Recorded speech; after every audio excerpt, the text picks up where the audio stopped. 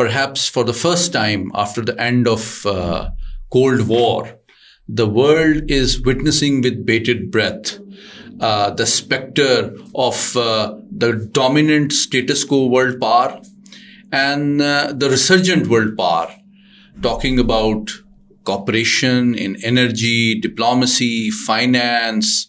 America wants a big economic competition with the world, especially China. Global policeman role of US is on the retreat. What, in your view, is at stake in terms of Ukraine peace talks?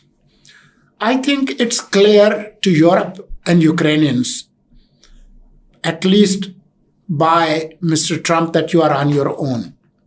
It seems, thanks to these talks, Mr. Putin is being offered in plate what he fought for 3 long years.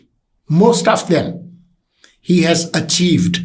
That the US expects Ukraine to pay back for the military assistance that it has received. Ukrainians are much more angry than anybody else.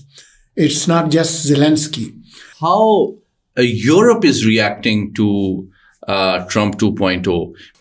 There are recent reports that the US is considering reducing its own military presence in Europe. France and Britain have also discussed about the idea of a European security arrangement minus the US. That's an important development because the way US has dished Europeans, they would have to create their own security framework. The South Asian region. And we've been discussing Afghanistan, but the last few days and weeks have witnessed some very rapid and major developments. Tensions within the Afghan Taliban governments are rising by the day. It's not the matter of if, but when Afghanistan implodes. There's, like you pointed out, a revival of not just regional but global terrorist organizations returning to Afghanistan. Groups like TTP that have been using weapons left by Americans after their withdrawal. They are even partnering with other terrorist groups in Balochistan. Anything significant on the political front in Pakistan? A political party by the name of PTI is fast losing its currency.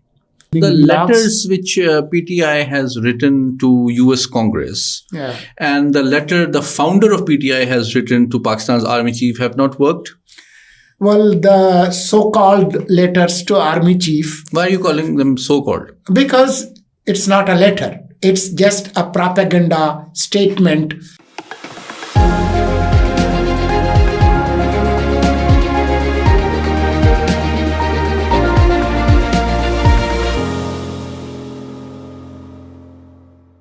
Viewers, very warm welcome to another episode of this program, The Weekend.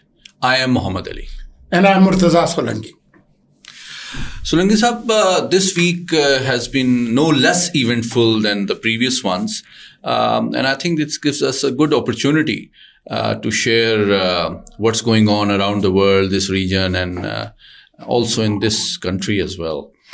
Let's begin by discussing what Mr. Trump was up to this week. And, shock and behold, perhaps for the first time after the end of Cold War, the world is witnessing with bated breath the specter of the dominant status quo world power and the resurgent world power, talking about cooperation in energy, diplomacy, finance, and that has made the NATO alliance somewhat worried, and the European Union really on their own. What's your take on that? And recently, the foreign minister of Russia, Mr. Lavrov, met his American counterpart in Saudi Arabia, of all the places. What's going on? Well, we are living in interesting times Indeed.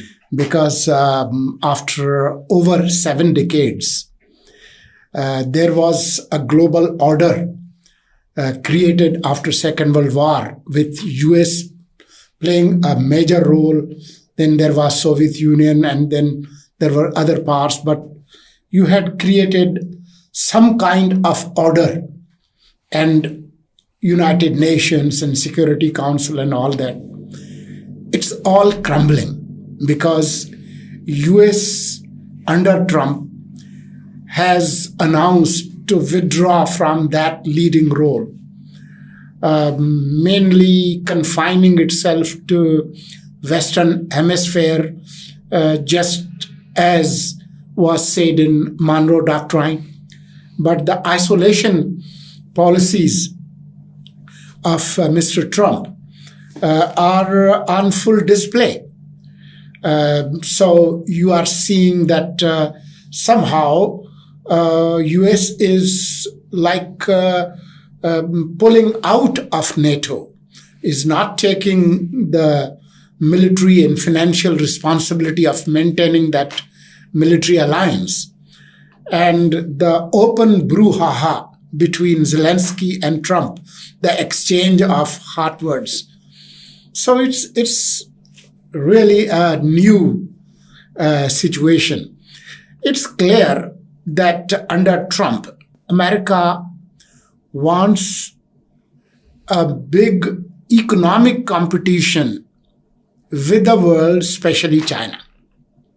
And for that, they want to shed all the burden of maintaining the global order that they used to have through NGOs and USAID and all. Everything is in the packing mode. That doesn't mean that they would finish the military muscle of United States. They will maintain whatever they need, and they might even develop new weapons. But besides that, that global policeman role of US is on the retreat. And the way they are, handling Ukrainian crisis is basically an about turn. So what, in your view, is at stake in terms of Ukraine peace talks?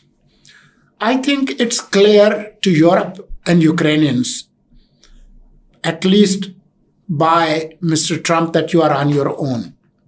You better cut a deal with Putin. Whatever he wants, just bring this conflict to an end. Even if it takes ceding occupied territory. Even if it means conceding territory, even if it means that we would not enter into any kind of military alliance with Europe or America or NATO, and you would just be a vessel on the fringes of Russian Federation, and this would not end there. It would extend to other Baltic states as well. So if I were to look at these peace talks which took place in Saudi Arabia, from a Russian perspective, the four key interests or war objectives that Mr. Putin desired when he put thousands of his armed men in the harm's way were a regime change in Ukraine, ensuring that Ukraine does not join NATO and remains a buffer state. There is a reduction of Western hard power on the borders of Russia. And also that Ukraine does not pose a military threat to Russia. It seems, thanks to these talks, Mr. Putin is being offered in plate what he fought for 3 long years. Most of them he has achieved, courtesy Trump 2.0, but there is one more element of success. If you remember, after the invasion of parts of Ukraine, Russian Federation had become a pariah state, isolated from the global order. With this new thaw between US and Russian Federation, Mr. Putin would also come out of that isolation, actually has come out of it. I completely agree with you. And I think in these recent first round of historic talks between Moscow and Washington in Saudi Arabia, Ukraine was not the only subject of interest. Very interestingly, the US and Russian foreign ministers discussed energy cooperation in the polar region. They discussed reviving and resuming the banking channels, the credit cards, access to Russia, and also reviving the diplomatic channels. So it seems that the Ukraine peace talks have allowed Moscow to regain everything which Mr. Biden wanted to deprive and deny Mr. Putin. Indeed. I was reading an article that gave a resemblance of these Riyadh talks, just like after Second World War, that Yalta conference where the president of US and Churchill and Stalin were dividing the world. Okay, this is your area of influence. This is your area of influence. So it's just like dividing the war booties. Indeed. After this event is over. But I want your brief comment on the GCC plus talks as well.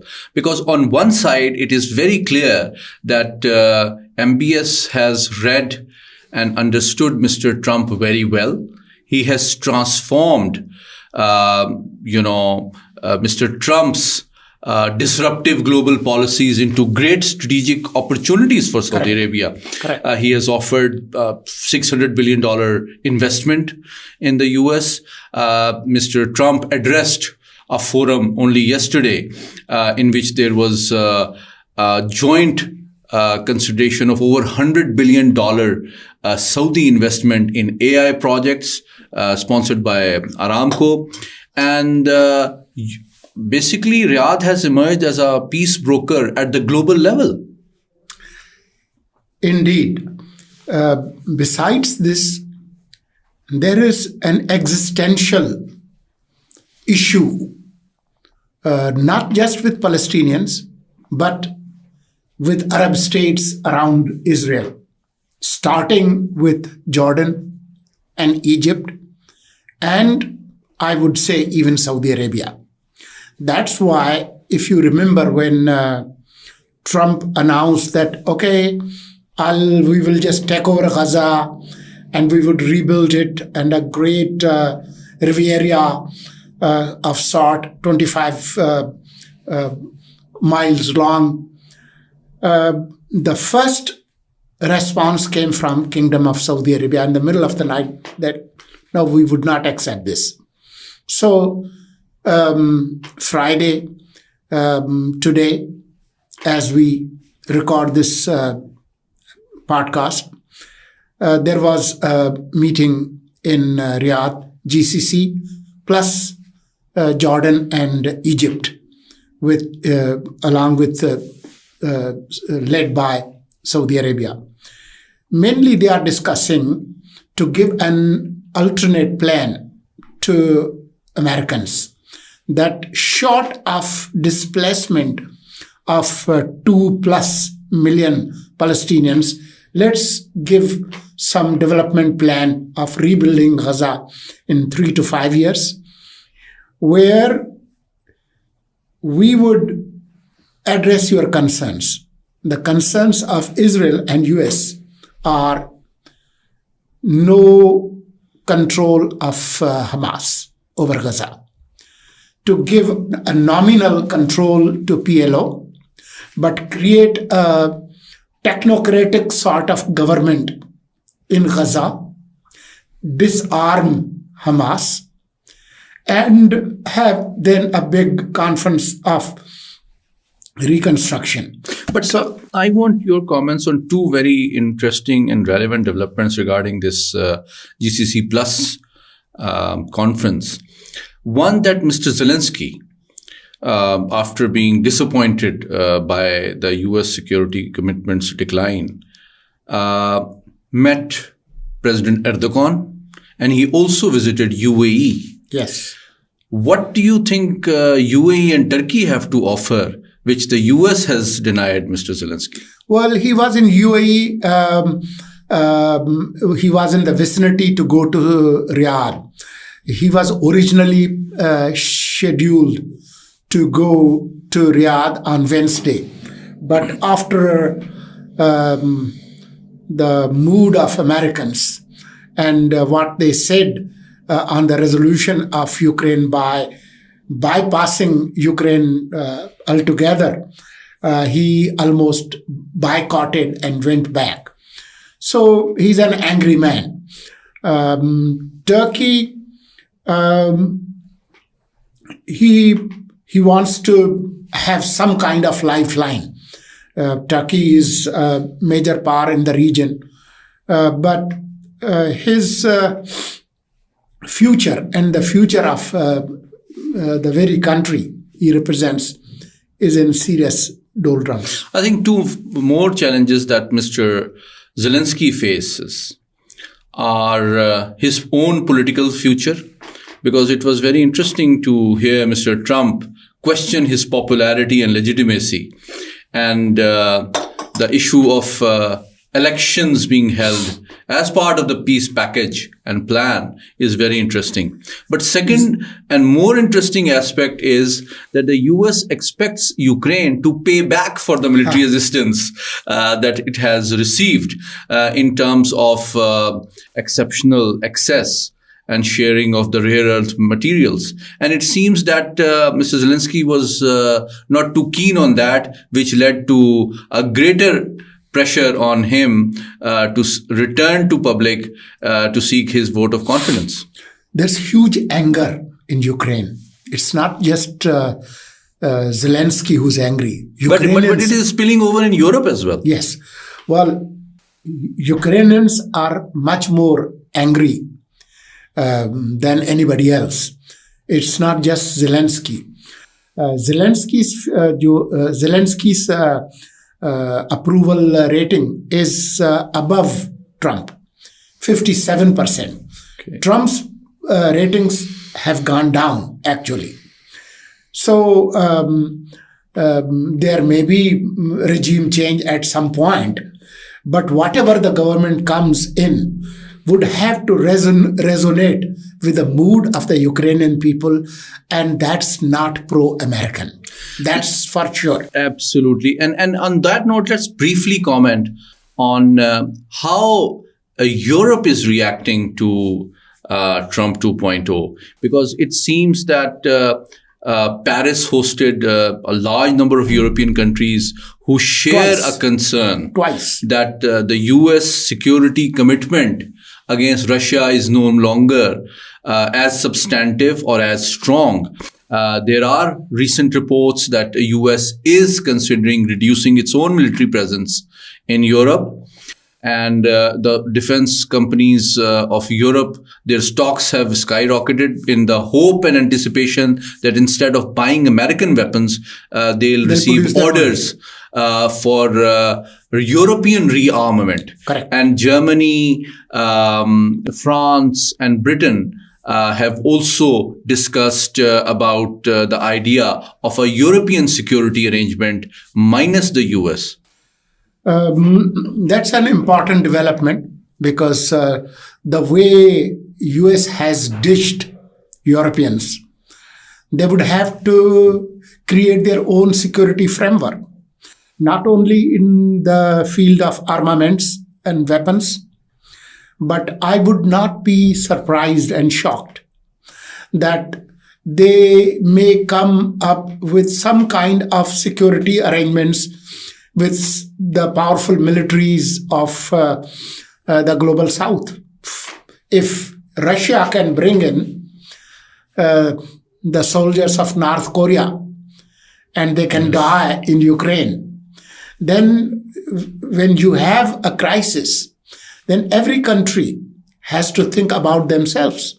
So, if Europe cannot rely on American hardware and foods on the ground, they would have to come up with some kind of security solution, including reconfiguring their relationship with Russian Federation and China. And that seems that the world order that was centered around US supremacy, as one writer recently wrote in Hindustan Times, has been replaced under Trump administration by US policy of extracting maximum benefits from its allies and partners rather than offering US soft power and support. So that is something which is a paradigm shift in the US statecraft and really shocked partners and allies alike. But let's move to the South Asian region, and we've been discussing Afghanistan for quite a few years now. But the last few days and weeks have witnessed some very rapid and major developments. Would you like to share your insight on that? Well, I would just add that the tensions within the Afghan Taliban governments are rising by the day. Some Afghan Taliban leaders, some of them a bit moderate, who advocated women education, they have gone out of Afghanistan. Some moved to UAE, some to Qatar. And there are no signs they are coming back. And their criticism of Mullah Habibatullah is gaining momentum. At the same time, the conflict between the Haqqani group and the Kandahari group headed by Habibatullah, that's also on the rise. Other groups, the Farmer Northern Alliance or National Resistance Front, NRF, and other diaspora groups, they just had a conference in Vienna and they have come up with a communique, a joint statement condemning Afghan Taliban. So it's not the matter of if, but when Afghanistan implodes. We are already facing the brunt after August 15, 2021 in the shape of emergence of TTP supported by Afghan Taliban government.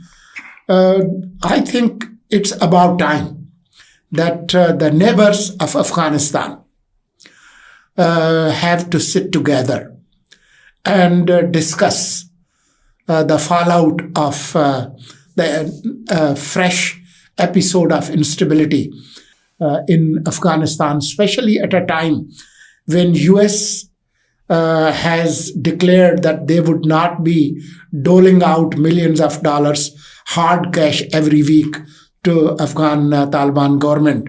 That's supporting other terror groups, including Al-Qaeda, including the groups targeting China and the countries of Central Asia and Al-Qaeda. So this has a serious implications for the region. I think it's about time that Pakistan takes a lead, and there are forums available, but Pakistan is in very good position to talk to China, Russia, Central Asian republics, and Iran to figure out how to address this imploding situation in Afghanistan. I think I agree with you that the ominous political and security environment of Afghanistan, however, translates into diplomatic and strategic opportunities and relevance for Pakistan.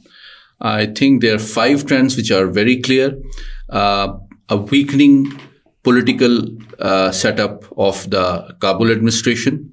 There is growing infighting and political struggle for power. There is continued denial of diplomatic recognition and support. There is fracturing of power structure, different individuals going to different countries, not coming back and openly criticizing the ideological leadership. And fourthly, there's, like you pointed out, a revival of not just regional but global terrorist organizations returning to Afghanistan. And fifth and foremost, Trump administration considering terrorism again as the dominant threat to US national security, far more than great power competition, Correct. which Biden preferred over fighting and contesting the terrorist organizations. And I reinforce what Tulsi Gabbal, the recently appointed director of US National Intelligence, said, who has served in the US military for 23 years. And she said that, if the things are like this, then the US might have to return to Afghanistan one day. That makes it more important for Pakistan and the regional countries to think it over, because this may spill over.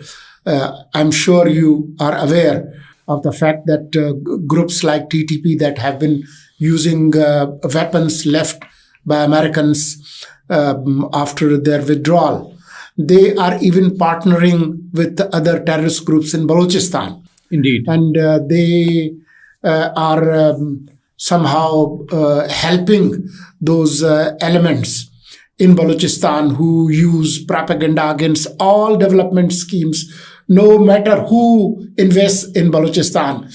China is not welcome, Saudi Arabia is not welcome, Pakistan is not welcome, no country is welcome. They just want a state of despondency in Balochistan to force Baloch young people to extreme actions. We have discussed a number of times and heard what China have been offering Pakistan in general, but Balochistan in particular in terms of investment opportunities. You mentioned Saudi Arabia. Yeah. Can you share some facts for the benefit of our viewers? What is it exactly that the Saudis have offered the Balochis?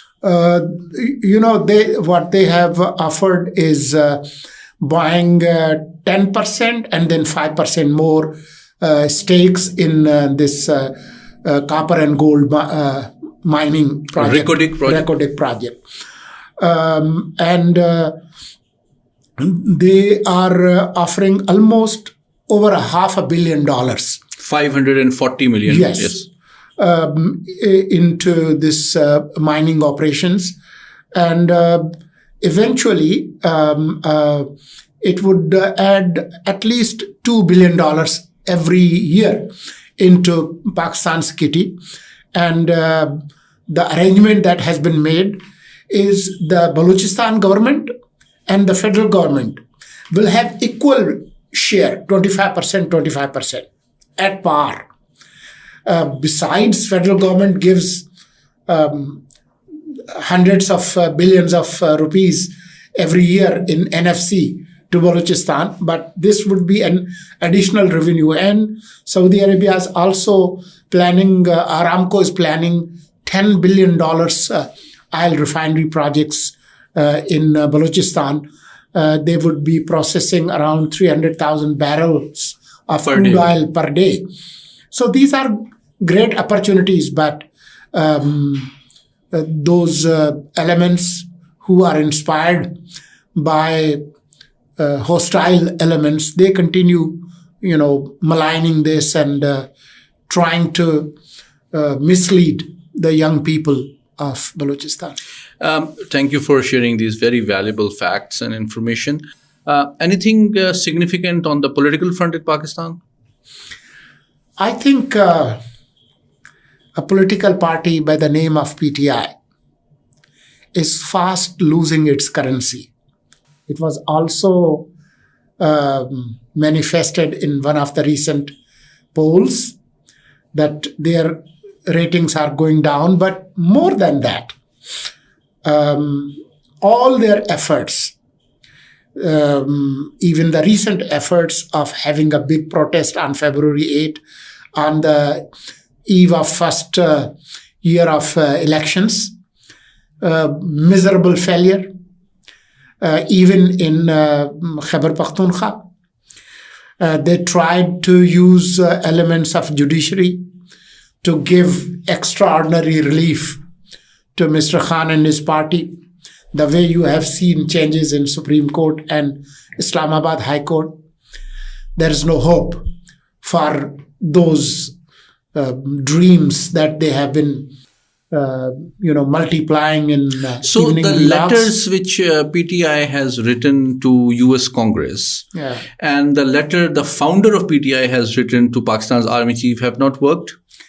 Well, the so-called letters to army chief. Why are you calling them so-called? Because it's not a letter. It's just a propaganda statement. Really? Put on Twitter to basically fan anti-army, anti-establishment, anti-army leadership propaganda. If you look at the language, that's the basic objective is to fan that continued propaganda that they have been doing. But when it comes to things on the ground, I'm sure you know they tried to arrange a big demonstration in UK on the eve of the presence of Army Chief in UK. Well, out of 1.5 million Pakistanis living in UK, they did not even have 1,500. According to some estimates, they were like 40 to 50 people, or at the max 200 people. And not just regarding the diaspora, the intense effort by PTI to lobby and influence the government in Whitehall or Beltway does not seem to work, because Pakistan's army chief received a very warm welcome. He received a guard of honor, and he was given a high-level briefing on the modernization plan of the Royal Army. I don't think if the British are supporting PTI would like to, confide with Pakistan's army chief about their own military modernization plans.